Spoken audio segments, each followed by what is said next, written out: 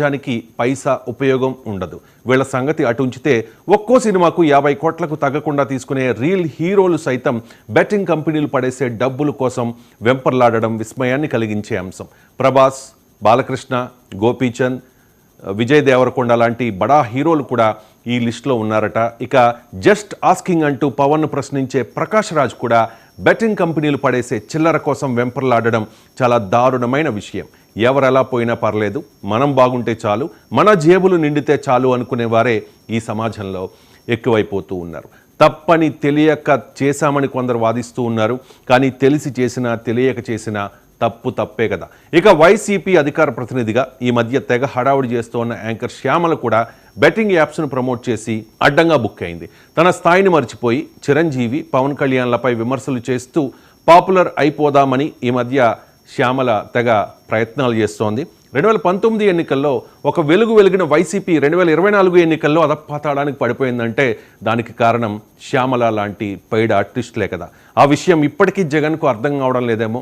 పోనీ ఇప్పటికైనా శ్యామల లాంటి వాళ్ళను జగన్ కంట్రోల్ చేయగలుగుతున్నాడా అంటే అస్సలు లేదనే చెప్పాలి.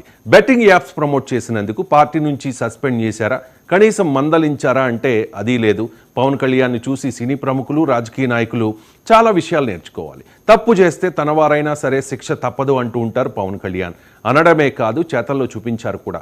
ఒక వైద్యురాలిపై దురుసుగా ప్రవర్తించాడన్న ఆరోపణలు రావడంతో ప్రతిపాడు జనసేన ఇన్ఛార్జ్ వరుపుల తమ్మయ్య బాబును ఏకంగా పార్టీ నుంచి సస్పెండ్ చేశారు పవన్ కళ్యాణ్. ఆ వైద్యురాలికి క్షమాపణలు కూడా చెప్పించారు. తిరుపతి జనసేన నేత కిరణ్ రాయల్పై ఒక మహిళ ఆరోపణలు చేయడంతో అతన్ని కూడా పార్టీ కార్యక్రమాలకు దూరంగా ఉంచారు. కానీ చాలా పార్టీలు ఇలా వ్యవహరించడం లేదు.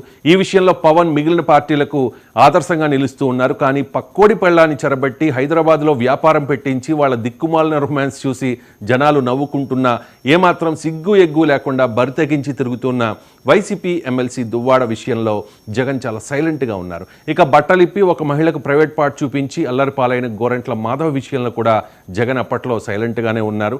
ఇక సంజన, సుకన్య గంట అరగంట అంటూ ఫోన్ కాల్లో దొరికిపోయిన అంబటి, అవంతిలు జగన్కు ఆదర్శప్రాయులు. అందుకే కనీసం వారిని వివరణ కూడా కోరలేదు. ఇక తాజాగా బెట్టింగ్ యాప్స్ను ప్రమోట్ చేస్తూ శ్యామల అడ్డంగా దొరికిపోతే ఎటువంటి యాక్షను లేదు. మరి ఇలా అయితే వైసీపీ ప్రజల్లో మరింత చులకన అయిపోదా? ఇక అసలు పాయింట్కి వచ్చేద్దాం. పవన్ని చూసి సినీ ప్రముఖులు, సెలబ్రిటీలు నేర్చుకోవాల్సిన మరో అంశం గురించి ఇప్పుడు మాట్లాడుకుందాం. హీరోలు రీల్లోనే కాదు, రియల్గా కూడా హీరో అనిపించుకోవాలి. దురదృష్టవశాత్తు తెలుగులో రియల్ హీరోలే ఎక్కువ, రియల్ హీరోలు చాలా అరుదుగా కనిపిస్తూ ఉన్నారు. సినిమాల్లో విలన్లను చిత్తు చేసి సమాజాన్ని రక్షించే మన హీరోలు వాస్తవానికి బయట పిల్లికి కూడా బిచ్చం పెట్టరు. సినిమాల ద్వారా 100 కోట్లు సంపాదించి వెనకేసుకోవడమే కానీ ప్రజలకు, అభిమానులకు చేసిందేమీ ఉండదు. కానీ మెగా ఫ్యామిలీ హీరోలు అలా కాదు. సంపాదించిన దానిలో ఎంతో కొంత సమాజ సేవ కోసం ఖర్చు పెట్టడం మెగా ఫ్యామిలీ హీరోలకే చెల్లింది. ఆ వరుసలో ముందు ఉంటారు చిరంజీవి అండ్ పవన్ కళ్యాణ్. డబ్బు సంపాదించాలంటే ఈ ఇద్దరికీ ఉన్న అవకాశం ఈ దేశంలో మరెవ్వరికీ ఉండదు. కానీ ఆ సంపాదన కూడా లీగల్గా, ఎథికల్గా ఉండాలి అనేది మెగా హీరోలు పెట్టుకున్న ఒక కండిషన్. మీకు గుర్తుండే ఉంటుంది, చాలా ఏళ్ల క్రితం చిరంజీవి థమ్సప్ యాడ్ చేశారు, పవన్ కళ్యాణ్ కూడా పెప్సీ యాడ్ చేశారు. ఆ రోజుల్లోనే ఆయా యాడ్స్ కోసం టాప్ రెమ్యునరేషన్ తీసుకున్నారు వీళ్ళిద్దరూ. కానీ ప్రజల ఆరోగ్యాన్ని హరించే కూల్ డ్రింక్స్ను ప్రమోట్ చేసి డబ్బు తీసుకోవడం అనైతికమని భావించి ఆ కంపెనీస్తో అగ్రిమెంట్ క్యాన్సిల్ చేసుకున్నారు పవన్ కళ్యాణ్ అండ్ చిరంజీవి. చిరంజీవి, పవన్ కళ్యాణ్లకు ఉన్న ఫాలోయింగ్ని చూసి చాలా కంపెనీలు క్యూ కట్టాయి. ఒక్క యాడ్ ప్లీజ్ అంటూ రిక్వెస్ట్ చేశాయి. కానీ డబ్బు ముఖ్యం కాదు అనుకున్నారు మెగా బ్రదర్స్. ఇక మరో ఆసక్తికరమైన, విస్మయం కలిగించే విషయం చెప్తాను. మహేష్ బాబు చేస్తున్న సరోగేటివ్ ప్రమోషన్ గురించి ఇప్పుడు మాట్లాడుకుందాం. ఏ విధంగా తన అభిమానుల్ని, ప్రజల్ని పాన్కి ఎడిక్ట్ చేస్తూ ఉన్నాడో తెలుసుకుందాం. Surrogate advertising is a form of advertising which is used to promote products which are banned or limited from advertising under government regulations such as cigarettes, alcohol and pan masala via advertising another product produced by the same company in order to raise brand awareness.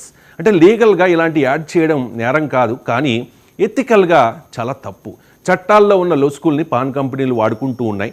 మరి మహేష్ బాబు ఇలాంటి add చేయవచ్చా అనేదే ప్రశ్న. పైకి ఇది ఇలాచి add,